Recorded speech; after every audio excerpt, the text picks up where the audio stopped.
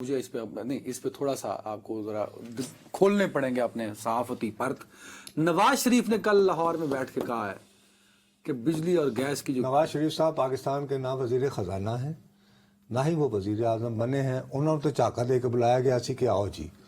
نہیں، ان کا فوٹو وہ بیچارے آپ نے آٹے کے تھیلے دیکھیں، وہ ہر جگہ فوٹو ان کا چلا یار ہے۔ آپ کیوں، میں سمجھتا ہوں کہ نواز شریف صاحب کے ساتھ آلریڈی بہت زیادتی ہو چکی ہے۔ میں زخموں پہ کیوں تم مجھ سے نمک چھڑوا کے اور یہ چاہتے ہو کہ پی ایم ایل این کے جو ٹرول ہیں، میں چاہتا ہوں کہ آپ نواز شریف کے درد کو سمجھیں۔ او بھائی اچھا تو میں تو نواز شریف نہیں ہوں، میں تمہیں کہہ رہا ہوں کہ یہ نگران حکومت کو جو کام کرنا تھا، اب اتنے 200 من کی لوگ یوں ہاتھ اٹھا کر اس حکومت کو، شہباز حکومت کو بد دعائیں دیں گے کہ یار یہ عید کے ساتھ ہمیں کیا دے رہے ہو، نصرت صاحب کیا بات کر رہے ہو تم۔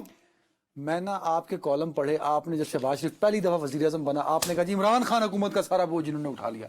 اب وہ دوسری دفعہ وزیر اعظم بنے، آپ نے کہا جی نگران حکومت کے کرتوتوں کا بار انہوں نے اٹھا لیا۔ اتنے نکمے نہیں ہیں شہباز شریف والے۔ دیکھیے بات میں نے بڑی اسٹریٹجی کے ساتھ چلیں گے۔ طرف آپ جو ریفر کر رہے ہیں پلیز میرے ہی لکھے کالم کو مس انٹرپریٹ مت کرو۔ میں تو سیدھی گل، میں نے یہ کہا کہ یار میں جس پڑھے لکھے آدمی سے گفتگو کرتا ہوں، جس کو بھی اکنامکس کا پتہ ہے، وہ میرے ساتھ بیٹھتا ہے، کہتا ہے نصرت صاحب یہ سب ٹوپی ڈرامہ ہے۔ دیکھو دو باتیں، ڈپلومیٹس میں 200 سال ہو گئے مجھے کسی سے ملے ہوئے، ظاہر ہے کہ ملا کرتے تھے، نہیں وہ لوگوں سے ملتے ہیں کہتے ہیں یہ حکومت رہنی ہے یعنی کتنے دن چلنی ہے۔ دوسری لوگ بات کرتے ہیں جی پولیٹیکل سٹیبلٹی کی، ڈپلومیٹس ہوں، مقامی افراد ہوں۔ ٹھیک ہے۔ تیسرے لوگ کہتے ہیں کہ نہیں جی اکانومی ٹھیک ہونے والی نہیں ہے۔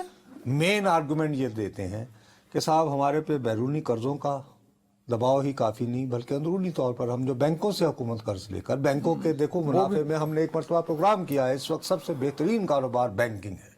آپ حکومت کو 22% پہ دیتے ہو، اللہ خیر صلی اللہ، میرا اور آپ کا جمع شدہ پیسہ حکومت کو دیا، ان سے 22% مہاجر نے وصول کیا، اللہ خیر صلی اللہ، ٹھیک بچت ہی بچت۔ تو انہوں نے کہا جی اس طرح تو کلیپس ہو جائے گا سارا سسٹم، اور یہ جو آپ چورن بیچتے رہتے ہیں، دیوالیہ بچ گیا، یہ بس ایسے کہانیاں۔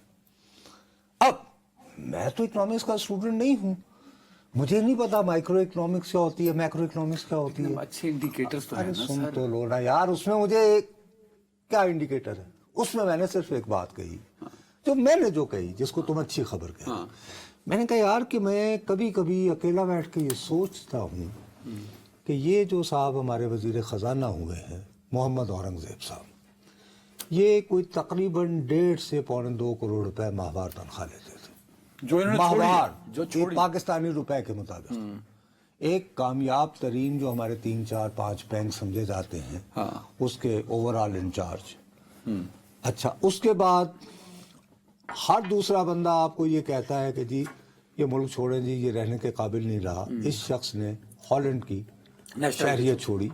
اور میں نے اپنے کالم میں بھی جو لکھا ہے، اور کوئی کیوں نہیں مان رہے آپ؟ او یار میں نے یہ بات تو ایک میں کوئی میرے یہ ڈیٹا تو نہیں ہے، یہ تو میں تکا لگا رہا ہوں نا، میں تو ایک امید کی کرن مان رہا ہوں۔